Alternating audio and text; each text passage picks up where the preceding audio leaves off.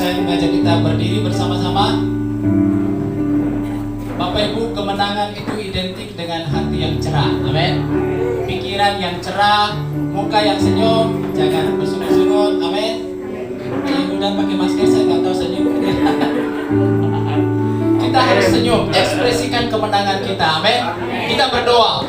Ya Tuhan, di hari yang luar biasa dan penuh sejarah ini, kami berdiri dengan penuh keyakinan dan pengharapan bahwa kebangkitan yang terjadi di 2000 tahun yang lalu, di mana hari ini kami memperingati hal ini, akan memberi pengaruh yang luar biasa atas hidup kami sebagai orang percaya, sehingga di lingkungan di mana kami berada, kami memberitakan kemenangan melalui hidup kami, melalui perkataan kami, sehingga dunia mengenal Allah dengan baik. Terima kasih ya Tuhan, dalam ibadah ini kami bersuka cita, bersyukur penuh dengan hati yang gembira, sebab Allah Tuhan yang kami sembah, Allah yang hidup, yang sudah mengalahkan maut.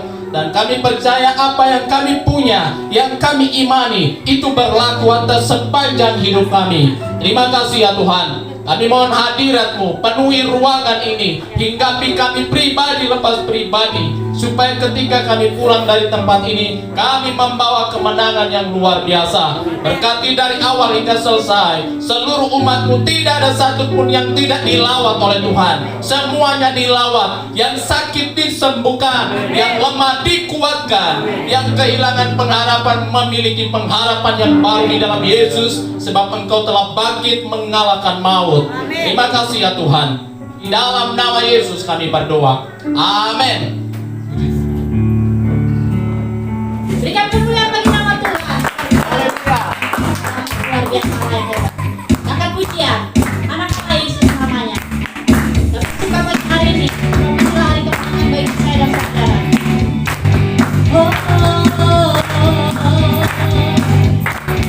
Haleluya. Terima kasih Tuhan. Biasa. Allah. Yesus namanya. Yesus namanya menyembuhkan, menyucikan, bahkan mati,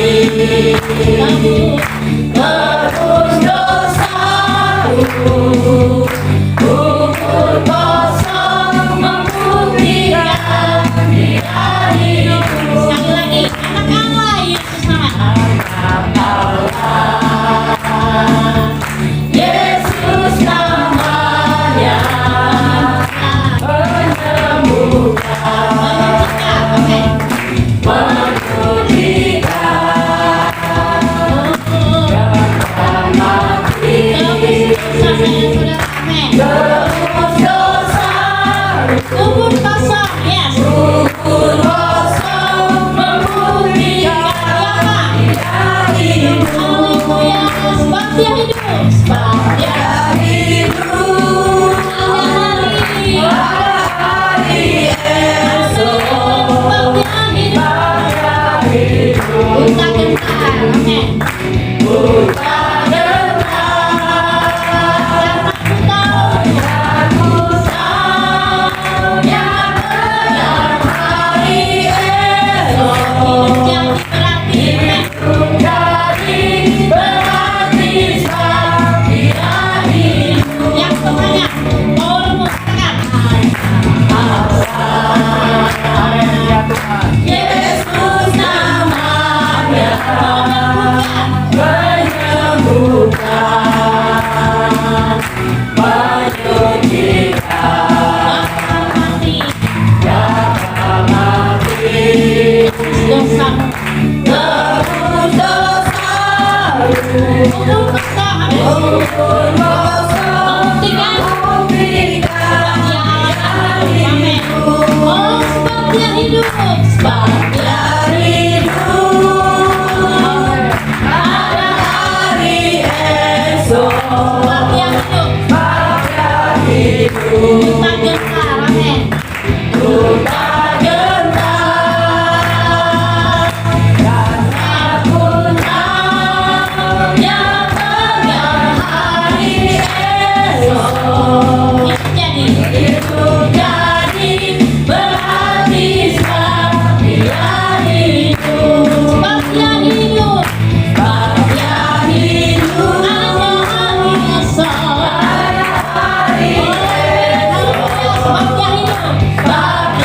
hidup. Ku tak dengar, tapi aku tahu yang panjang hari esok. Hidup jadi berarti sebab dia hidup. Sekali lagi katakan sebab dia hidup. Dia hidup, dia ada hari esok. Sebab dia hidup, sebab dia hidup. Ku tak dengar, karena ku tahu yang panjang hari esok. Hidup jadi berarti sebab dia hidup. Hidup jadi berarti sebab dia hidup. Hidup jadi berarti sebab dia hidup. Haleluya, sebab kau besar, perbuatanmu ajaib, tiada seperti Engkau, tiada seperti Engkau. Sebab kau besar, perbuatanmu ajaib, tiada seperti Engkau, tiada seperti Engkau.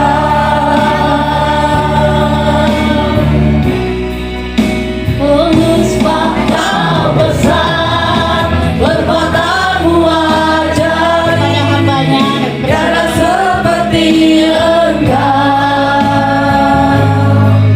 tiada seperti Engkau. Sebab kau besar, perbuatanmu ajaib, tiada seperti Engkau,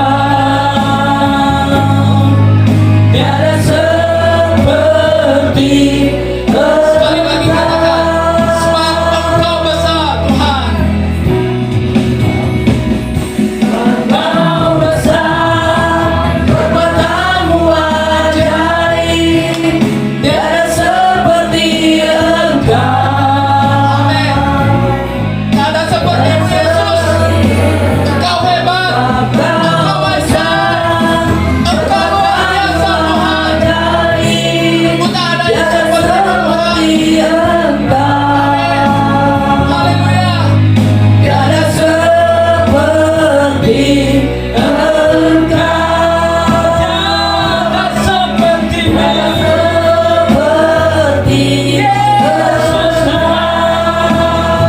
tiada seperti Yesus, tiada seperti Engkau. Haleluya. Yesus. Amin. Amin Tuhan. Benar, tak ada yang seperti-Mu. Tak ada yang melakukan yang sudah Engkau buat. Belum pernah ada peristiwa sehebat ini. Sebelum bahkan sesudah. Sungguh Engkau hebat Tuhan.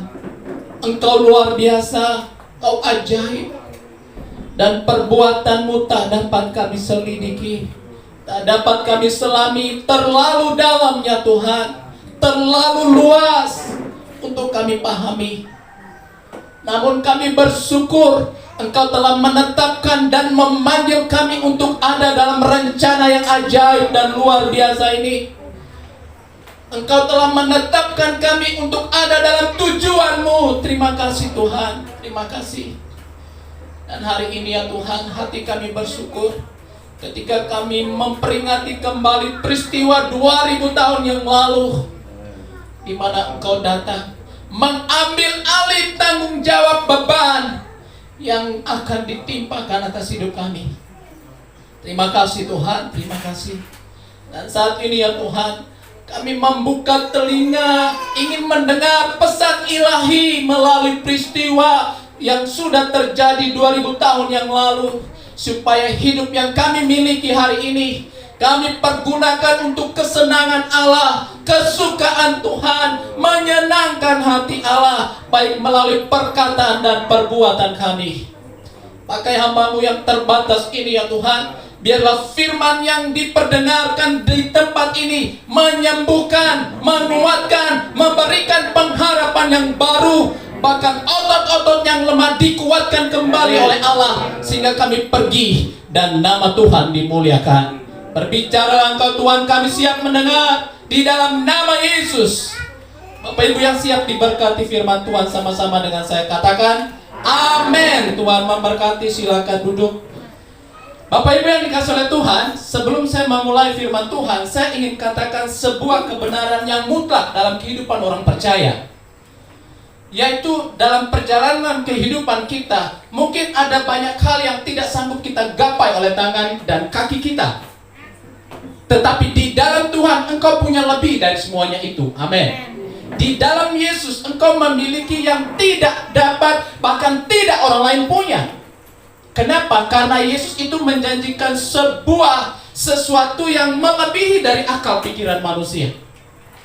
Itulah sebabnya kehidupan orang yang percaya kepada Tuhan, Alkitab sendiri gambarkan hidupnya itu di atas standar rata-rata.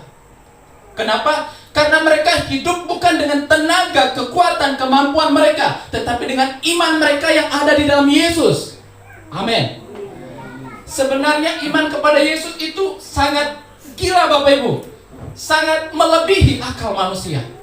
Kenapa? Karena Yesus itu melampaui apapun yang kita hayalkan.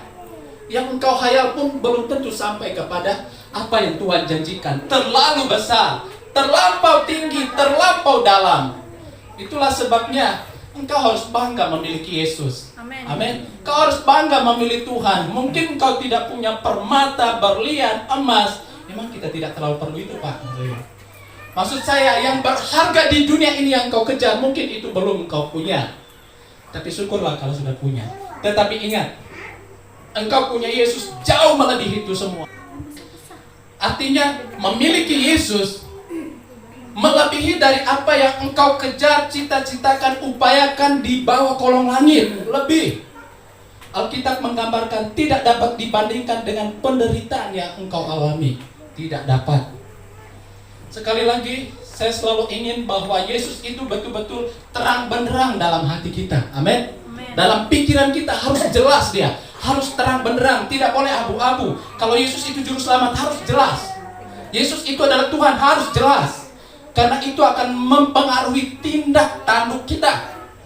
Yaitu kalau Yesus itu udah jelas dalam hati kita. Dia siapa Yesus itu bagi saya? Mungkin kita belum paham, merasakan, mengalami sesuatu yang dahsyat tentang Tuhan itu dalam kehidupan sehari-hari kita. Tetapi engkau harus imani itu. Di dalam Yohanes pasal 20 ayat 1 sampai selesai di ayat 31. Ini adalah peristiwa tentang kebangkitan Tuhan kita Yesus Kristus. Tapi saya baca beberapa ayat saja dari ayatnya yang ke-13 sampai ayat 16. Saya baca dari ayat 13 sampai ayat 16. Dia katakan di sini, kata malaikat-malaikat itu kepadanya, "Ibu, mengapa engkau menangis?" Jawab Maria kepada mereka, "Tuhanku telah diambil orang dan aku tidak tahu di mana ia diletakkan."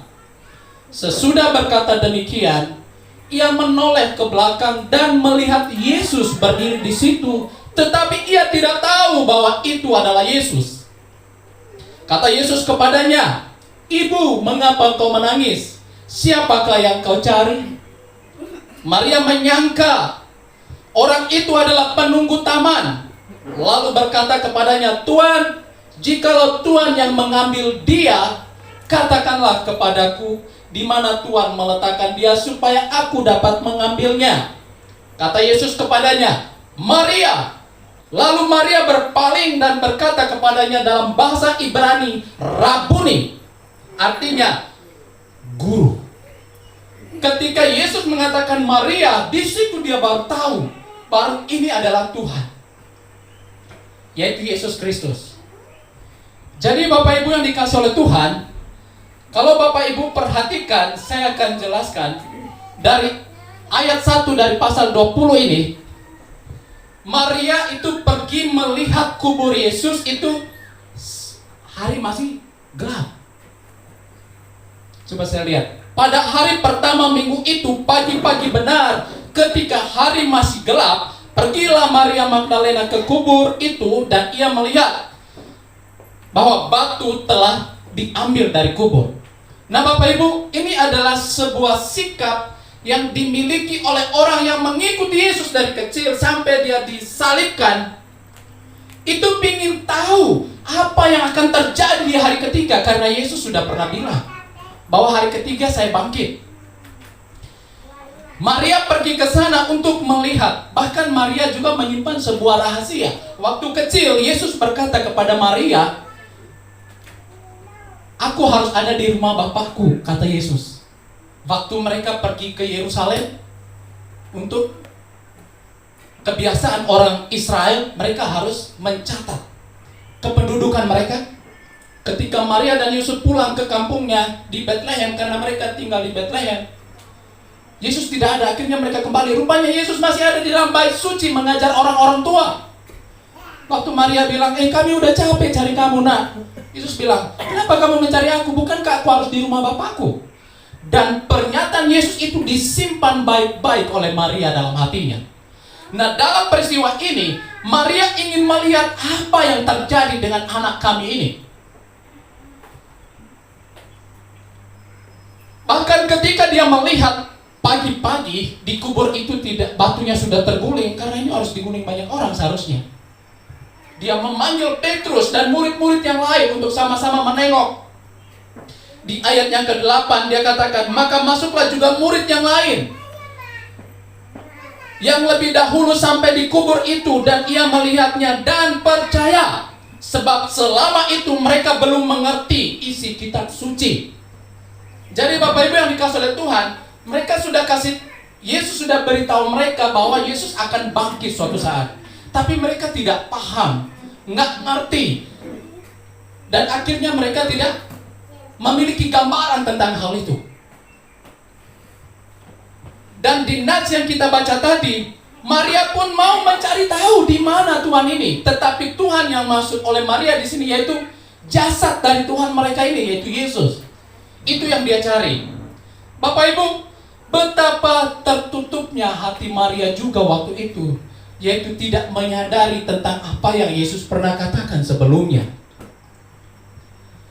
Namun kegigihan, kesungguhan Maria untuk mencari tahu tentang apa yang terjadi. Sebab kami memang pernah mendengar. Dan hal itu membuat dia orang yang pertama berjumpa atau bertemu dengan Yesus ketika bangkit, yaitu Maria. Sebenarnya waktu itu dia bersama murid-murid, tetapi murid-murid pulang. Kemungkinan murid-murid pulang waktu itu untuk menyelidiki lagi kitab itu. Kita cari tahu lagi di Alkitab ini. Ini hari ketiga seperti yang pernah dijanjikan, dinubuatkan oleh para nabi. Coba kita lihat baik-baik apa sebenarnya yang terjadi. Namun Bapak Ibu yang dikasih oleh Tuhan, Maria yang terus tidak mau berhenti menyelidiki, mencari tahu di tempat kejadian perkara itu, akhirnya dialah orang pertama berjumpa Tuhan. Yesus katakan Maria, dan dia lihat guru. Dia bertemu setelah kejadian itu, dia memberitahukan kepada murid yang pulang duluan tadi. Di ayat selanjutnya, dan Yesus katakan kepada Maria, kasih tahu kepada saudaraku, aku akan berjumpa dengan mereka di Galilea. Kumpul saja di sana. Dan akhirnya Yesus bertemu dengan 10 muridnya, karena Yudas sudah hilang. Thomas belum ada waktu itu. Ketika bertemu dengan Yesus, mereka lagi berkumpul. Yesus datang menampakkan diri kepada mereka, dan Yesus katakan, damai sejahtera bagi kamu. Dan mereka kaget. Di situ juga baru mereka percaya, baru mereka tahu, baru mereka menyadari bahwa sudah dia katakan. Namun Bapak Ibu, satu orang bernama Thomas yang disebut Didimus juga belum percaya, karena waktu itu dia tidak ada. Dia bilang kepada murid-muridnya ketika muridnya tahu, kami sudah melihat Tuhan. Dia bilang, aku tidak percaya sebelum aku menusukkan tanganku di lubang paku dan di lambungnya. Aku belum percaya. Nah, pas mereka berkumpul lagi, Yesus datang lagi ke situ dan dia bilang, Thomas, sinilah tanganmu, tusuklah di sini. Di situ baru Thomas gemetar. Dan dia katakan, ya Tuhanku dan Allahku, di dalam nas ini. Di dalam pas ayat 27. Thomas bilang, ya Tuhanku dan Allahku. Di situ baru dia kaget. Dan Yesus katakan, kata Yesus kepadanya, karena engkau telah melihat aku, maka engkau percaya. Berbahagialah mereka yang tidak melihat namun percaya. Jadi Yesus mau orang itu percaya, bukan karena melihat. Percaya bukan karena melihat, itulah iman. Karena iman adalah dasar dari sesuatu yang kita harapkan. Dan bukti dari apa yang belum kita lihat. Itulah iman. Nah, Bapak Ibu yang dikasih oleh Tuhan, peristiwa ini menggambarkan beberapa hal yang sangat penting untuk kita sadari. Yaitu waktu kebangkitan Yesus, di mana murid-muridnya, bahkan Maria, ibu Yesus secara jasmani, itu sebenarnya mereka masih ingin tahu. Artinya apa yang Yesus katakan bisa jadi 90% baru mereka akui. Karena buktinya di sini mereka ingin tahu pasti hal itu. Saya ingin memberikan sebuah pengertian dari situasi yang mereka alami itu. Inilah sebabnya Bapak Ibu, kita itu kalau mendengar perkataan Tuhan atau firman Allah, jangan dilupakan. Amin. Karena kalau kita lupakan, maka firman yang berkuasa itu tidak berguna bagi hidupmu. Maka engkau akan sama dengan orang yang belum percaya. Hidup dalam tekanan mental dan juga rohani. Jadi oleh sebab mereka mendengar apa yang Yesus katakan, tapi tidak terlalu merenungkan, sehingga mereka masih berusaha dengan upaya mereka untuk melihat hasil dari apa yang Yesus pernah katakan kepada mereka. Jadi dari sikap murid-murid Yesus, bahkan juga Maria, ibu Yesus secara jasmani, ini memperlihatkan bahwa firman, ucapan yang keluar dari mulut Allah, selama ini mereka hanya mendengar saja, tapi tidak merenungkan baik-baik, tidak menyelidiki, menyimpan dalam hati mereka, menjadi sebuah kebenaran yang mereka yakini. Jadi Bapak Ibu yang dikasih oleh Tuhan, dari peristiwa ini memperlihatkan bahwa janganlah kita mendengar firman lalu melupakannya, jangan.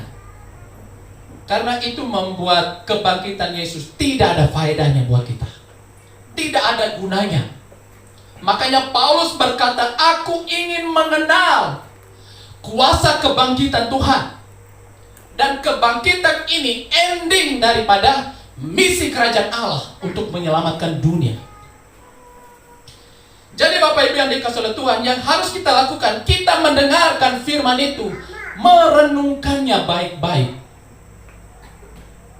melakukannya, dan imani itu. Itulah sebabnya Bapak Ibu, firman yang kita dengar harus renungkan, hayati. Cerita yang ada di dalam Alkitab, pikirkan baik-baik, renungkan baik-baik. Karena kekuatan dari firman itu menembus maut. Amin. Maut pun tidak sanggup mengalahkannya. Nah, kita akan melihat bahwa kebangkitan Yesus membuktikan beberapa hal ini. Yang pertama adalah kebangkitan Yesus dari kubur itu menandakan bahwa maut tidak sanggup menahan dia. Bahwa maut itu sudah dikalahkan. Dan sengat maut, Alkitab katakan itu adalah dosa. Dan dosa itu sudah dikuburkan dalam tubuh jasmani Yesus.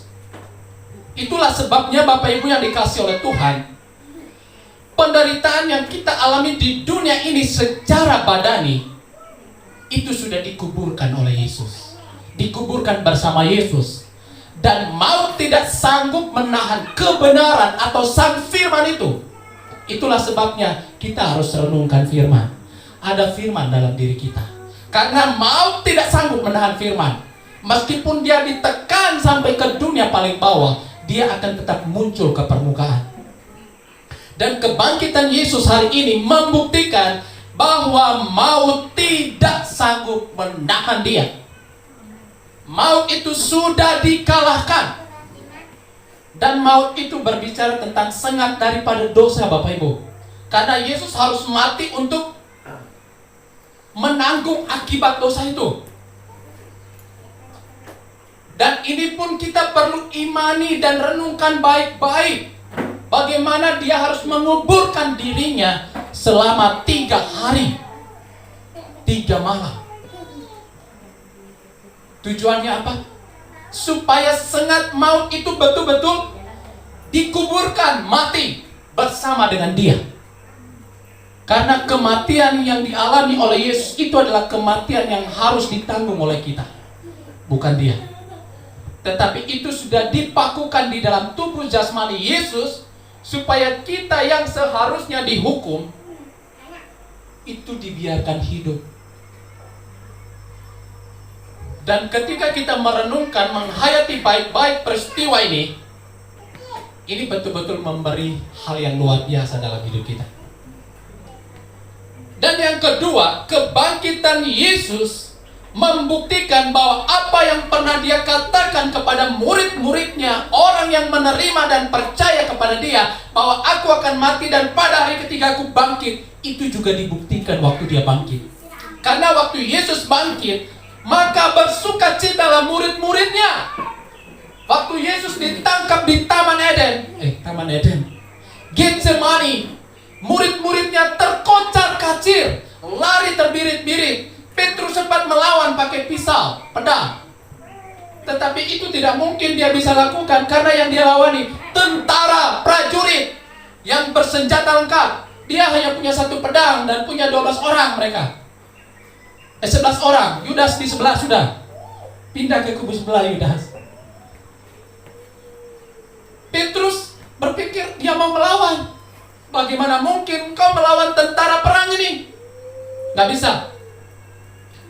Dan sejak waktu itu murid-murid Yesus sudah terkocar kacir, hilang harapan. Angan-angan mereka menjadi penguasa, dalam arti mereka punya pemimpin yang hebat, itu pupus di situ. Akhirnya mereka lari. Meskipun Petrus sempat ikut Yesus sampai di halaman imam di mana dia diadili, tetapi ujung-ujungnya di situ pun Petrus menyangkal Yesus, karena dia sudah semakin melihat, kok semakin kesini semakin tidak ada harapan gitu ya. Jadi Bapak Ibu, kalau usaha Bapak Ibu dalam Tuhan itu seolah-olah tidak ada harapan, yang tidak ada tanda-tanda untuk berhasil, jangan berhenti. Amin. Maju aja terus. Karena Tuhan di dalamnya ada kekayaan yang tidak dapat engkau miliki oleh kekuatan. Tidak dapat. Melangkah saja terus di dalam Tuhan. Yang penting jangan melangkah lalu keluar dari Tuhan. Itu bahaya. Engkau semakin hilang nanti. Semakin berbahaya. Jadi Bapak Ibu yang dikasihi oleh Tuhan, ketika Yesus bangkit, mereka bersukacita dan akhirnya kembali berkumpul murid-murid ini. Kenapa? Karena Yesus sudah memberikan bukti dengan apa yang pernah dia katakan kepada mereka sebelumnya. Jadi kebangkitan Yesus membuktikan apa yang dia katakan kepada murid-muridnya. Bahkan kebangkitan Yesus membuktikan apa yang dinubuatkan oleh para nabi, oleh Alkitab. Jadi Alkitab itu akhirnya semakin dicari oleh orang, menyelidiki lagi, mencari lagi informasi dari Alkitab. Kenapa? Karena apa yang Alkitab itu katakan itu digenapi, yaitu kebangkitan Yesus. Terus yang ketiga, kebangkitan Yesus itu menerangkan tentang apa yang pernah dia katakan kepada imam-imam, ahli-ahli Taurat. Waktu Yesus memutarbalikkan semua penjualan di bait suci. Bapak Ibu ingat peristiwa itu, Yesus ke Yerusalem, dan di bait suci itu di situ ada penjual kambing, penjual domba, buah, tempat tukar uang.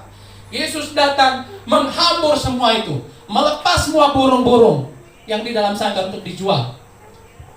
Imam-imam bilang, apa hakmu melakukan ini? Kamu siapa? Yesus bilang apa? Rombak bait Allah ini akan membangunnya 3 hari. Tapi Ibu tahu, yang Yesus maksudkan itu dia jelaskan melalui kebangkitannya.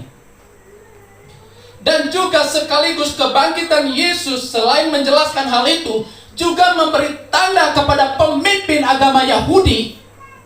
Sebab yang mereka minta kepada Yesus adalah tanda yang memberikan bukti bahwa engkau benar-benar bukan manusia biasa. Supaya kami tidak menyalibkan engkau, bahwa engkau benar-benar Mesias yang diurapi. Berikan tanda. Dan kebangkitan Yesus ini juga memberikan bukti bahwa dia betul-betul dari Allah.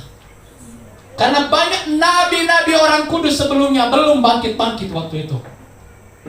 Tetapi Yesus bangkit. Itu membuktikan kepada pemuka agama Yahudi bahwa dia benar-benar bukan manusia biasa. Saya jadi kepikiran begini Bapak Ibu. Kenapa juga Yesus enggak lakukan saja waktu di atas salib itu ya, waktu imam-imam itu minta, turunlah dari salib supaya kami percaya. Kenapa dia tidak lakukan waktu itu? Ya kalau dia lakukan waktu itu, tidak selesai misi kerajaan Allah ini. Tidak jadi. Gagal. Meskipun ada tekanan, ada penderitaan, ada sakit yang dia alami, dia tetap jalani. Jadi Bapak Ibu yang dikasih oleh Tuhan, kebangkitan Yesus menerangkan tentang apa yang sudah dia katakan kepada imam, rubuh bait Allah ini. Dalam 3 hari aku akan membangunnya. Tidak masuk akal. Kenapa? Karena bait Allah yang ada di sana, yang membangunnya itu banyak orang.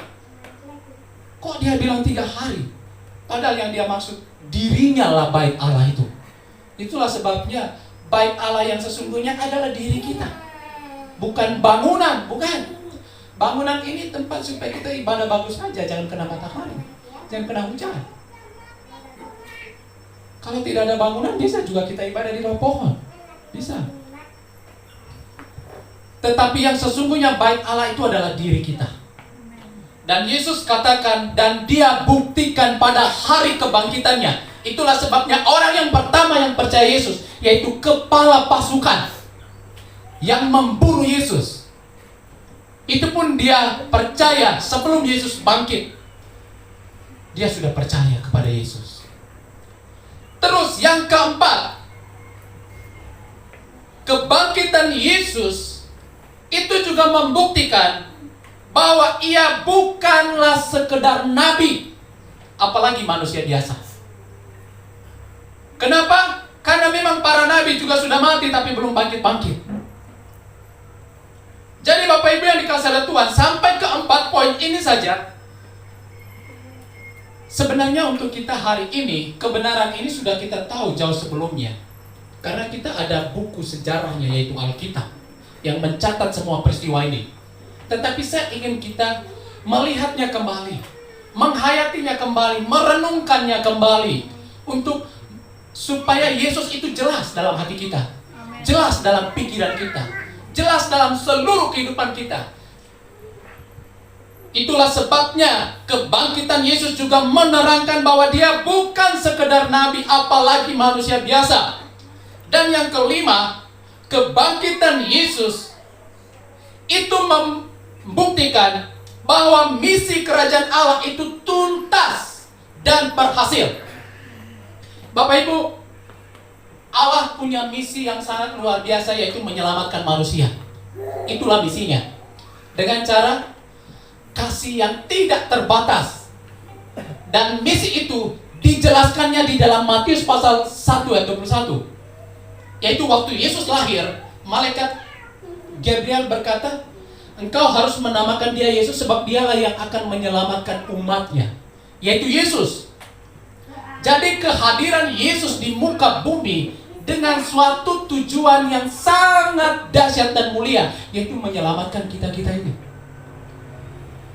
Dan kebangkitannya membuktikan bahwa misi itu selesai. Kalau misi kerajaan Allah itu selesai, Bapak Ibu, tuntas, maka kita tidak punya dalil untuk menuntut kepada Tuhan. Dalam arti, oh Tuhan itu tidak adil, oh Tuhan itu kok saya begini, mereka begitu. Tidak ada. Sebab dia sudah menyelesaikan itu. Bukan saja waktu dia mati di atas kayu salib, tetapi buktikan dengan kebangkitannya. Jadi kebangkitan Yesus membuktikan bahwa misi kerajaan Allah itu tuntas. Jadi kalau dia sudah tuntas, apalagi yang dikhawatirkan?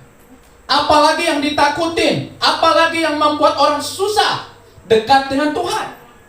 Sebab misi kerajaan Allah untuk membuka tabir baik Allah supaya kita datang di sana, itu sudah dia selesaikan. Jika zaman sebelum Yesus lahir, orang yang mengalami cacat, orang yang sakit kusta, itu mereka dibatasi, dikucilkan, tidak boleh beribadah kepada Tuhan. Karena mereka dianggap terkutuk dan najis. Tetapi Yesus telah menghancurkan semua itu. Siapapun dia harus datang beribadah kepada Tuhan. Waktu itu orang mau ibadah tetapi dilarang. Kenapa? Ya karena engkau orang terkutuk, orang najis. Tetapi sekarang, apakah lagi yang membuat kita tidak beribadah kepada Tuhan? Sebab dia sudah menyelesaikannya itu bagi kita dan pintu surga itu terbuka. Kita harus ada di sana. Amin. Kita harus ada di situ. Dan yang terakhir, kebangkitan Yesus itu juga membuktikan dia itu benar-benar datang dari sorga dan kembali kepada sorga. Suatu saat dia datang kembali untuk membawa kita ke sana. Di dalam Yohanes pasal 14 ayat 2 dan 3, saya bacakan ayat ini sebagai penutup firman Tuhan hari ini. Jadi kebangkitan Yesus juga membuktikan bahwa dia benar-benar datang dari sorga, sehingga dia tidak perlu orang lain untuk membawa dia kembali ke sana. Dia akan pergi dengan sendirinya ke sana. Di dalam Yohanes pasal 14 ayat 2 hingga ayat 3, firman Tuhan berkata begini. Di rumah Bapakku banyak tempat tinggal. Jika tidak demikian, tentu aku mengatakannya kepadamu. Ini Yesus katakan sebelum dia disalibkan. Sebab aku pergi ke situ untuk menyediakan tempat bagimu. Dan apabila aku telah pergi ke situ dan telah menyediakan tempat bagimu, aku akan datang kembali dan membawa kamu ke tempatku, supaya di tempat di mana aku berada, kamu pun berada. Bapak Ibu yang dikasihi oleh Tuhan, ini adalah bagian yang terakhir yang saya sampaikan kepada kita tentang kebangkitan Yesus, membuktikan bahwa dia benar-benar datang dari surga. Karena pengharapan semua manusia itu surga. Amin. Surga itu berbicara tentang kedamaian kekal, tentang ketenangan yang abadi, peristirahatan di mana di situ kita memperoleh ketenangan, dan Allah sendiri sebagai pelitanya. Kitab Wahyu menggambarkan di surga tidak perlu matahari, tidak perlu listrik, karena Allah yang menerangi kita. Jadi Bapak Ibu yang dikasihi oleh Tuhan, oleh beberapa bukti kebangkitan Yesus ini memberikan sebuah kekuatan yang tumbuh dari iman dan percaya kita kepada Yesus.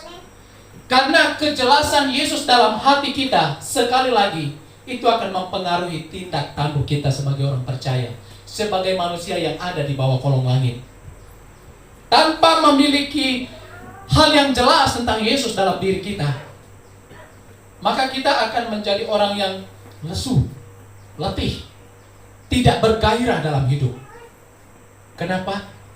Karena tidak adanya pengharapan. Melalui kebenaran firman Tuhan ini, saya mengajak kita untuk melakukan satu hal, yaitu apa yang saya sudah katakan awal. Dengarkan firman, renungkan, lakukan, dan imani itu. Amen. Maka kuasa kebangkitan itu akan memberi pengaruh besar dalam hidupmu. Amen. Baik engkau di tempat kerja, di rumah tangga, dengan siapa engkau bergaul, engkau memberi pengaruh yang luar biasa. Amen. Sebab Allah hadir untuk menerangi dunia, dan Allah kembali kita yang akan menerangi dunia. Tetapi adakah kita merenungkan, menghayati, melakukan, dan mengimani perkataan firman itu dalam diri kita, sehingga kita bukan orang yang sedang mencari bukti tentang Tuhan. Sebagaimana Maria, kita bukan orang mencari bukti, tetapi kita sudah punya bukti. Kita harus mencari terang sekarang. Yesus katakan, pergilah dan jadilah terang, jadilah garam, jadilah berkat. Kenapa? Karena kita sudah ada bukti. bukan sedang mencari bukti. Amin. Dan kebangkitan Yesus sudah membuktikan banyak hal.